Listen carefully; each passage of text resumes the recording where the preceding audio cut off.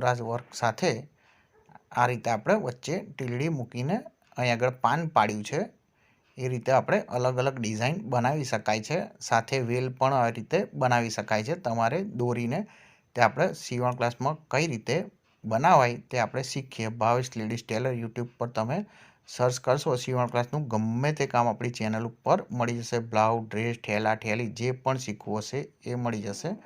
આ રીતની આપણે છૂટી ટીલડીઓ લઈ લેવાની છે. તમારે જે કલરમાં લેવી હોય અલગ અલગ કલરમાં લઈ લેવાની છે.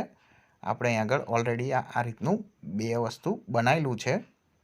અહીં આગળ તમારે કઈ રીતે ડ્રોઈંગ કરવું તે તમને પહેલાં બતાવી દઉં. આ રીતે આપણે અહીંથી વચ્ચેથી ક્રીસ પાડી દેવાની છે એટલે એનું સેન્ટર મળી જાય અને ત્યાર પછી આપણે જે રીતે દોરવાનું હોય એ રીતે આવી રીતે રાઉન્ડ શેપ આપી દેવાનું છે.